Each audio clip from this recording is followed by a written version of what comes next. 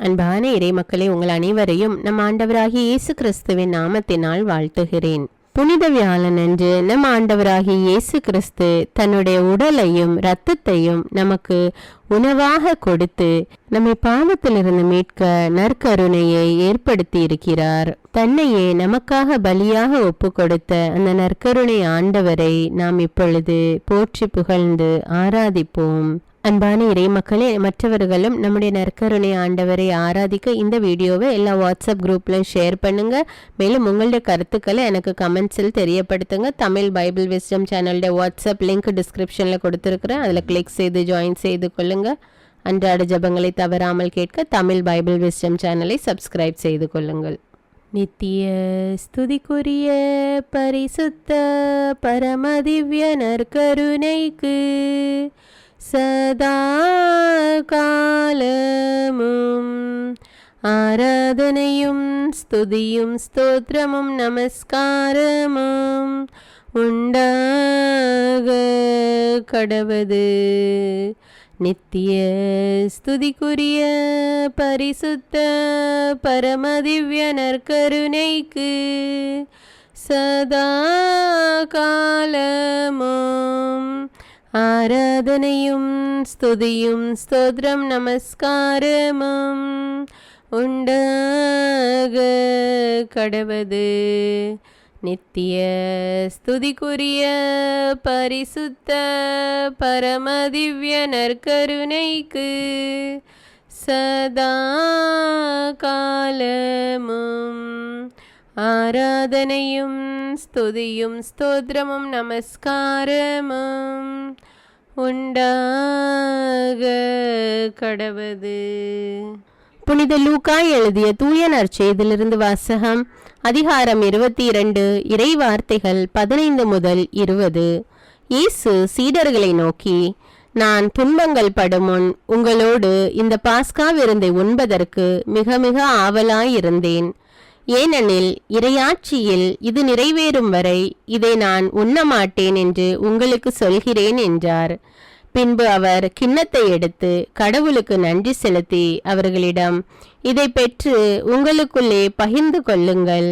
ஏனெனில் இது முதல் இறையாட்சி வரும் வரை திராட்சை பழ ரசத்தை குடிப்பதில்லை என நான் உங்களுக்கு சொல்கிறேன் என்றார்.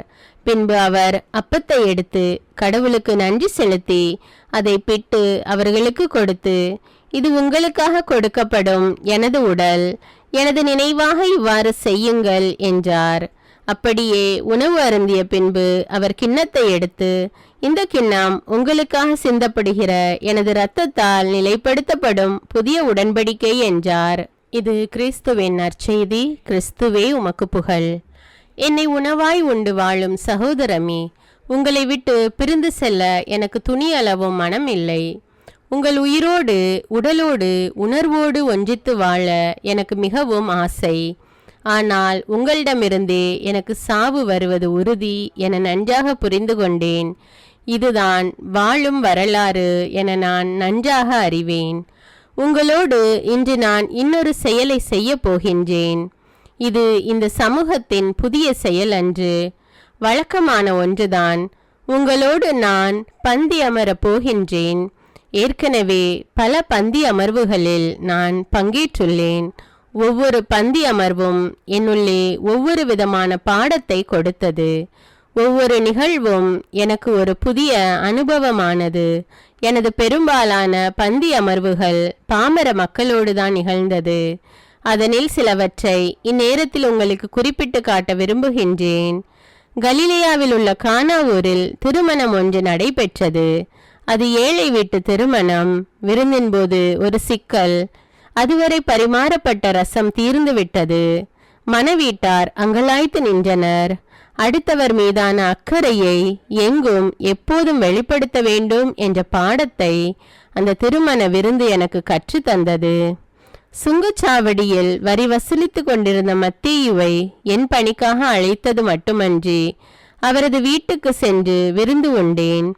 அதனில் சீடர்களும் பங்கேற்றனர்.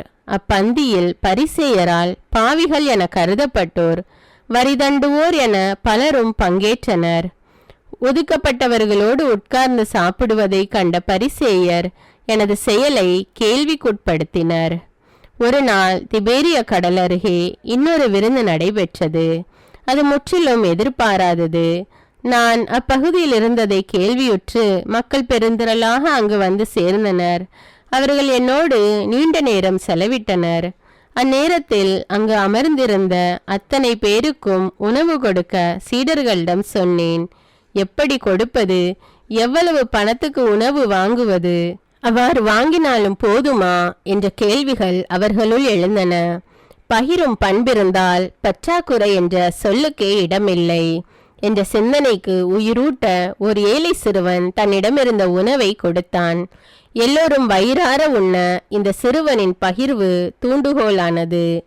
அடுத்திருப்போரின் அடிப்படை உரிமைகளை நிறைவேற்றும் அக்கறை உணர்வை எனது சீடர்களும் சூழ இருந்த எல்லோருக்கும் கற்றுக் கொடுக்கும் வாய்ப்பாக்கினேன். சக்கேயு என்பவரை பற்றி கேள்விப்பட்டிருப்பீர்கள். வரி வசூலிப்போரின் தலைமை பொறுப்பில் இருந்தார்.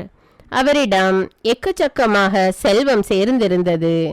அவர் என்னை பற்றி அறிந்திருக்கிறார். நேரடியாக என்னை பார்க்க தன்னுள் ஆசை கொண்டிருந்தார்.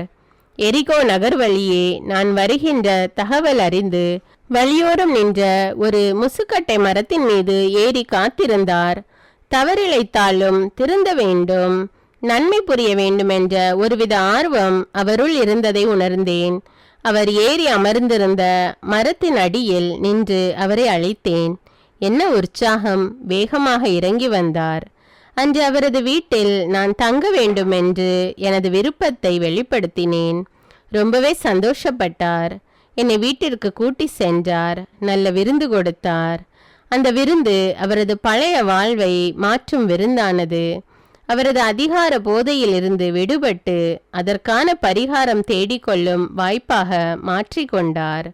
அந்த விருந்தின் போதும் பலர் முணுமுணுத்து கொண்டிருந்ததை என்னால் பார்க்க முடிந்தது. பெத்தானியாவில் வாழ்ந்த சீமோன் என்பவரது இல்லத்தில் விருந்துக்காக அழைக்கப்பட்டேன். அவரது அழைப்பை ஏற்று நானும் சென்றேன். விருந்தின் போது லாசரின் சகோதரி மரியா அங்கு வந்தார். தான் கொண்டு வந்த விலை உயர்ந்த நறுமண தைல படிக சிமிலை திறந்து என் தலை மீதும் காலடியிலும் ஊற்றினார். என் காலடி அமர்ந்து தமது கூந்தலால் துடைத்தார். இதனை என்னோடிருந்த சீடர்கள் கூட எதிர்த்தனர். விருந்து என்பது வெறுமனே உணவு பரிமாற்றம் அல்ல, அது உள்ளத்திலிருந்து ஊற்றெடுக்கும் உறவு பகிர்வு என எனது சீடர்களுக்கே தெரியவில்லை. என் நல்ல நண்பர்களே, இந்த பந்தி அமர்வு ஏற்கனவே நான் பங்கேற்ற விருந்துகள் தந்த பாடங்களின் விடைகளாகட்டும். எனது பந்தி அமர்வில் உணவு மட்டும் பகிரப்படவில்லை, மாறாக எனது உயிர் பரிமாறப்படுகிறது.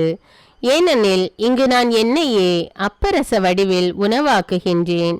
இப்போது நிகழ்வாகும் பந்தி இந்த நேர பசிக்கானது மட்டுமல்ல, எல்லா மக்களின் வாழ்வுக்குமானது. ஒவ்வொரு வேளை உணவும் பகிரப்பட்டுதான் உண்ணப்பட வேண்டும் என என் சீடர்கள் வழியாக நிர்பந்திக்கிறேன். என்னை உண்ணும்போது பழிவாங்கல், பகை உணர்வு, ஆணவத்தனம், ஏமாற்று, பொய்மை போன்ற இழி மனநிலைகள் இதயத்துக்குள் இருந்தால் அதனை அகற்றிக்கொள்க. எனது விருந்தில் எல்லோரும் சமம் என்ற சரிநிகர் உணர்வு மேலோங்கட்டும். இந்த உணவு பரிமாற்றம் தியாகத்தின் அடையாளமாகட்டும். எனது உணவின் போது உயர்ந்தோர் தாழ்ந்தோர் என்ற பாகுபாட்டு சிந்தனைக்கே இடமில்லை. மானிட நட்புறவு சிறப்பை இந்த விருந்து வலியுறுத்தி கொண்டே இருக்கட்டும். பணிவு, பரிவு, பாசம், பகிர்வுக்கு என் உயிருள்ள இந்த உணவு எடுத்துக்காட்டாக நினைவு கூறப்படட்டும். மனிதம் வளர்க்கும் ஒவ்வொரு தியாகமிக்க பணிவிடை செயல்பாடும் என்னை நினைவூட்டும் நல்ல உணவு பகிர்வு போல அமையட்டும். இதைத்தானே நீங்கள் நற்கருணை என பெயரிட்டுள்ளீர்கள்.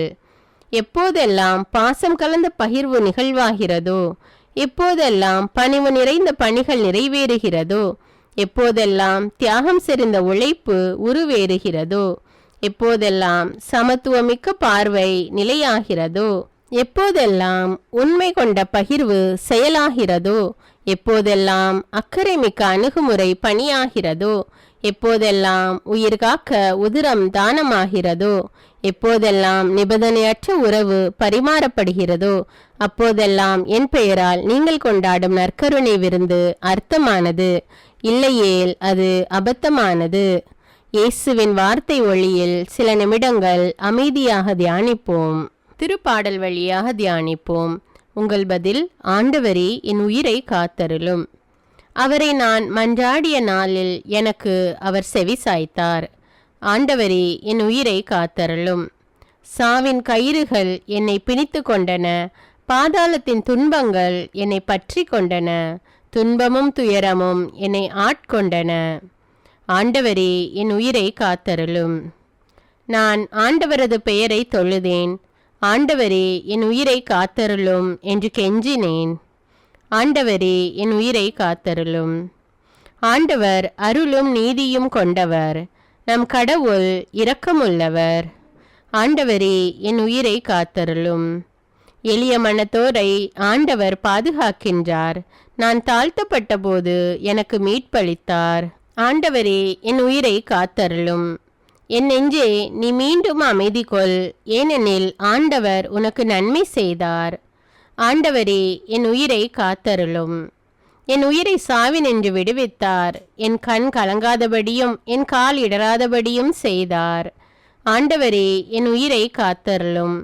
உயிர் வாழ்வோர் நாட்டில் நான் ஆண்டவர் திருமுன் வாழ்ந்திடுவேன். ஆண்டவரே, என் உயிரை காத்தருளும். மிகவும் துன்புறுகிறேன் என்று சொன்னபோதும் நான் நம்பிக்கையோடு இருந்தேன். ஆண்டவரே, என் உயிரை காத்தருளும். எந்த மனிதரையும் நம்பலாகாது என்று என் மனக்கலக்கத்தில் நான் சொன்னேன். ஆண்டவரே, என் உயிரை காத்தருளும். ஆண்டவர் எனக்கு செய்த எல்லா நன்மைகளுக்காகவும் நான் அவருக்கு என்ன கைமாறு செய்வேன்? ஆண்டவரே, என் உயிரை காத்தருளும். மீட்பின் கிண்ணத்தை கையில் எடுத்து ஆண்டவரது பெயரை தொழுவேன். ஆண்டவரே, என் உயிரை காத்தருளும். இதோ ஆண்டவருடைய மக்கள் அனைவரின் முன்னிலையில் அவருக்கு என் பொருத்தனைகளை நிறைவேற்றுவேன். ஆண்டவரே, என் உயிரை காத்தருளும். ஆண்டவர் தம் அன்பர்களின் சாவு அவரது பார்வையில் மிக மதிப்புக்குரியது. ஆண்டவரே, என் உயிரை காத்தருளும். ஆண்டவரே, நான் உண்மையாகவே உம் ஊழியன். நான் உம் பணியால், உம் அடியாளின் மகன். என் கட்டுகளை நீர் அவிழ்த்து விட்டீர். ஆண்டவரே, என் உயிரை காத்தருளும். நான் உமக்கு நன்றி பலி செலுத்துவேன். ஆண்டவராகிய உம் பெயரை தொழுவேன். ஆண்டவரே, என் உயிரை காத்தருளும். இப்பொழுதே உம் மக்கள் அனைவரின் முன்னிலையில் ஆண்டவரே, உமக்கு என் பொருத்தனைகளை நிறைவேற்றுவேன். ஆண்டவரே, என் உயிரை காத்தருளும். உமது இல்லத்தின் முற்றங்களில் எருசலேமின் நடுவில் ஆண்டவரே, உமக்கு என் பொருத்தனைகளை நிறைவேற்றுவேன். அல்லேலூயா. ஆண்டவரே, என் உயிரை காத்தருளும். உயிர் வாழும் உணவாக உம்மையே தந்த நல்ல இயேசுவே, நீர் ஏற்படுத்திய நற்கருணை விருந்து உண்மையிலேயே ஆழமான அர்த்தங்களை கொண்டுள்ளது. அது மாபெரும் விடுதலை வாழ்வுக்கான செயல்பாடு. நல்ல மன உணர்வுகளை வளர்க்கவும் உயர்ந்த மனநிலைகளோடு வாழவும் தூண்டுகின்றது. நான் என்னோடு வாழ்கின்ற ஒவ்வொருவரையும் மதிப்போடும் சமத்துவத்தோடும் மாண்போடும் நினைத்து தோழமை உணர்வோடு வாழ வழிகாட்டுகின்றது. மது நற்கருணை விருந்தினில் பங்கேற்கும் தகுதியான மனநிலையை கூட நீர் சுட்டி காட்டினீர். நெஞ்சில் வஞ்சக உணர்வோடு உணவில் பங்கேற்ற யூதாஸ் இஸ்காரியோத்தின் பாதக செயலையும் நீர் அந்த விருந்தின் போது குறிப்பிட்டீர். அவன் பிறவாதிருந்தாலே நலம் என்று கூட வருத்தப்பட்டீர். அந்த யூதாஸ் போலத்தானே நானும் எனது வாழ்வும் உமோடு ஒன்றித்திருப்பது போல இருப்பேன். ஆனால் என்னுள் உடனிருந்தே குளிப்பறிக்கும் இழி மனநிலை. உமது விருந்து பாசத்தின் பகிர்வு என அறிந்தும் பலரோடு பகை உணர்வு வளர்த்து கொண்டு ஏதும் அறியாதது போல பாசாங்கு காட்டி நற்கருணை விருந்தில் பங்கேற்றுள்ளேன். திருப்பலிக்கு திரு வழிபாட்டிற்கு நானும் வந்துள்ளேன் என காட்டிக்கொள்வதற்காகவே சில நேரங்களில் நற்கருணை பெற்றுள்ளேன். பாஸ்கா உணவை உண்ண நீர் உமது சீடர்களோடு எவ்வளவு முன் தயாரிப்பு செய்தீர். ஆனால் எந்த தயாரிப்பும் இல்லாமல் ஏனோதானோ என்றும் பந்தாத்தனத்தோடும் உமது விருந்தில் பங்கெடுத்த பொழுதுகளை நினைத்து வருந்துகின்றேன். நற்கருணை விருந்தில் கலந்து கொள்ளும் நான் உம்மை போன்று நலிந்தவருக்கு உதவும் நற்பணியில் ஈடுபட மறந்திருக்கிறேன். நற்கருணை கொண்டாட்ட திருநிகழ்வை பொழுதுபோக்காக வாடிக்கை செயலாக கருதி வெறுமனே கடமைக்காக கலந்து கொண்டு சென்ற நாட்கள் பல உண்டு. பகிரப்படாத செல்வம் பாவமானது என்ற தூய பெசிலின் பகிரங்கமான குற்றச்சாட்டை நான் அறிவேன். எதையும் பகிராமல், ஏழையரை பற்றி அக்கறை கொள்ளாமல், எது எங்கு நடந்தால் எனக்கென்ன என்ற உணர்வற்ற மனப்பாங்குடன் விருந்தில் பங்கேற்றது பெரும் பாவம் என புரிந்து கொண்டேன். மணிக்கணக்கில் கணினி, விரும்பும் நேரமெல்லாம் விளையாட்டு, பொழுதை போக்கும் நோக்கோடு டிவி டைம் பாஸ் என்ற போர்வையில் நட்பு, கூட்டங்களோடு பிறர் பற்றிய புரணி, பல முக்கிய பணிகள் கண்முன் இருந்தும் கண்டுகொள்ளாமை, சோம்பல்தனம், இன்று எங்கு சுற்றுவது, நாளை எங்கே போய் ஜாலியாக இருப்பது என இலக்கில்லா பயணங்கள், மது அருந்தினால்தான் நட்பு வட்டம் நம்மை ஏற்கும் என்ற தெளிவற்ற பார்வைகள். இது மட்டுமா, என்னை சூழ வாழும் ஒரு சிலர் பங்கில் சமூகத்தில் தெரு வீதிகளில் ஒருங்கிணைந்து திட்டமிட்டு ஏதேனும் நல்லவை செய்தால் பொறாமை நிறைந்த எனது கேலி கிண்டல்கள், பழிப்புகள் என என்னவெல்லாமோ அநியாயங்கள் செய்துவிட்டு அழகான உடை உடுத்தி அற்புதமாக பேசி உமது தியாக விருந்தில் பங்கேற்றது அராஜகமிக்க அரக்கத்தனம் என மனதார உணர்கிறேன். குடும்பம் ஒரு கோவில். குடும்பத்தில் வாழும் ஒவ்வொருவரும் கண்காணும் கடவுள். குடும்பத்தில் உடன் வாழ்வோரின் குறை நிறைகளை கடந்து அன்பு செலுத்துவதில்தான் குடும்ப சந்தோஷம் கூடி வாழ்கிறது. கூடி வாழ்வோரின் சிறு சிறு தவறுகளை கூட பெரிதுபடுத்தி அதை ஊரெல்லாம் ஊதி பெருக்கி மானமிழக்க செய்யும் பண்பற்ற மனநிலை என்னிலும் இருக்கிறது. என் சுயநலத்திற்காக பெற்றோர் பிள்ளைகள் உடன்பிறப்பு என்றும் பாராமல் சதியாட்டம் போடும் பேயெண்ணமும் என்னிலுண்டு. குடும்ப உறவுகளில், நலமான நட்புகளில் உமை உணராமல் வெறுமனே ஆலயத்தில் வந்து எதையெதையோ பிதற்றி கொண்டு நற்கருணை பந்தியில் வந்து நின்ற எனக்கும் யூதாசுக்கும் என்னதான் வித்தியாசம்? எல்லோரையும் சமமாக பார்த்த இயேசு சமத்துவம் உணர்த்தும் உமது விருந்தில் ஏழை பணக்காரர் என்றோ, படித்தவர் பாமரர் என்றோ, திறமைசாலி திறமையற்றவர் என்றோ, அறிவாளி கோழை என்றோ, அழகானவர் அசிங்கமானவர் என்றோ, உயர்ஜாதி தாழ்ஜாதி என்றோ, சிறியவர் பெரியவர் என்றோ, ஆண் பெண் என்றோ, நெட்டை குட்டை என்றோ, சிவப்பு கருப்பு என்றோ எந்த பாகுபாடும் இல்லை. விருந்தினில் எல்லோரும் ஒன்றே.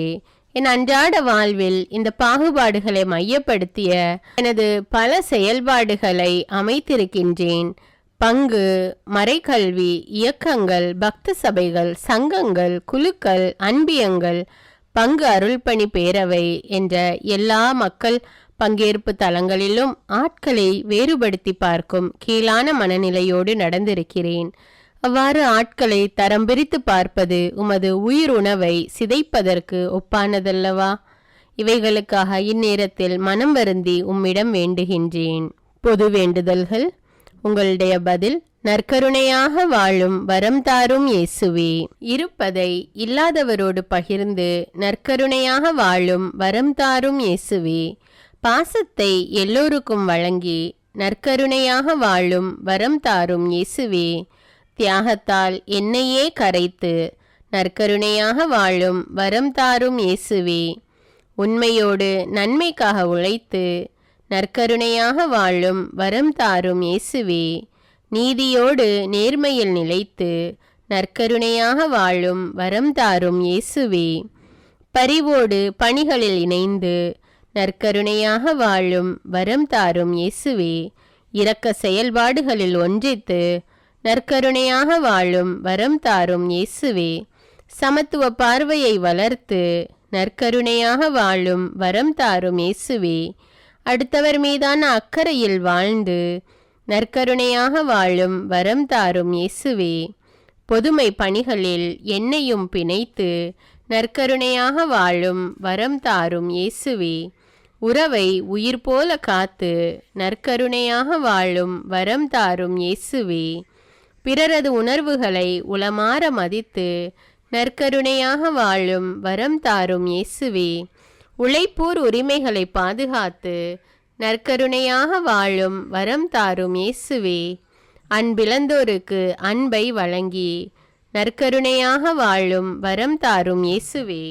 அறநெறிகளில் அன்றாடம் சிறந்து நற்கருணையாக வாழும் வரம் தாரும் இயேசுவே, ஆறுதலான வார்த்தைகளால் பிறரை அரவணைத்து நற்கருணையாக வாழும் வரம் தாரும் இயேசுவே, புன்னகையால் பிறர் மனம் புகுந்து நற்கருணையாக வாழும் வரம் தாரும் இயேசுவே, என்னை இழப்பதால் பிறருக்கு வாழ்வு கொடுத்து நற்கருணையாக வாழும் வரம் தாரும் இயேசுவே, இரத்த தானம், கண் தானம், உறுப்பு தானங்களால் நற்கருணையாக வாழும் வரம் தாரும் இயேசுவே, எதையும் மிகுந்த ஈடுபாட்டுடன் செய்து நற்கருணையாக வாழும் வரம் தாரும் இயேசுவே, 2000 ஆண்டுகளுக்கு பின்னும் உயிர் பிரசன்னமாக எம்மோடு வாழும் இயேசுவே, உம்மை எங்களுக்கு தந்ததால் நாங்கள் உமது உள்ளத்தை பெற்றுள்ளோம். சமூக வாழ்வில் நீர் எவ்வாறு சிந்திப்பீர், செயலாற்றுவீர் என்பதை எம் உள்ளங்கள் தெளிவுற உணர்ந்து உறுதிப்பாட்டுடன் வாழ செய்யும். ஒவ்வொருவரிலும் உயிர் வாழும் உம்மை கண்டு உறவோடு வாழும் உயர்ந்த பார்வையை தாரும். உமது உயிரினை உட்கொள்ளும் நாங்கள் உம்மை போன்று எம்மையும் எம்மிடம் இருப்பதையும் உள்ளன்போடு பகிர்ந்து வாழும் பாச உணர்வை தாரும். இதனால் நாங்கள் ஒவ்வொருவரும் நடமாடும் நற்கருணையாக நாளும் வாழ வரம் தாரும். ஆமீன். நித்திய ஸ்துதிக்குரிய பரிசுத்த பரமதிவ்ய நற்கருணைக்கு சதா காலமும் ஆராதனையும் ஸ்துதியும் ஸ்தோத்திரமும் நமஸ்காரமும் உண்டாக கடவது. நித்திய ஸ்துதிக்குரிய பரிசுத்த பரமதிவ்ய நற்கருணைக்கு சதா காலமும் ஆராதனையும் ஸ்துதியும் ஸ்தோத்திரம் நமஸ்காரமும் உண்டாக கடவது. நித்திய ஸ்துதிக்குரிய பரிசுத்த பரமதிவ்ய நற்கருணைக்கு சதா காலமும் ஆராதனையும் ஸ்துதியும் ஸ்தோத்திரமும் நமஸ்காரமும் உண்டாக கடவது. அன்பான இறைமக்களே, நற்கருணை ஆகினேன் என்ற தலைப்பில் இன்று நாம் நற்கருணை ஆராதனையை தியானித்து ஜெபித்திருக்கிறோம். ஆண்டவர் உங்கள் ஒவ்வொருவரையும் நிறைவாக ஆசீர்வதிப்பார். இந்த வீடியோவை எல்லா வாட்ஸ்அப் குரூப்ல அனுப்புங்க. அது எல்லாரும் பார்த்து ஜெபித்து பயன்பெறட்டும். மேலும் அன்றாட ஜெபங்களை தவறாமல் கேட்க தமிழ் பைபிள் விஸ்டம் சேனலை சப்ஸ்கிரைப் செய்து கொள்ளுங்கள். நன்றி.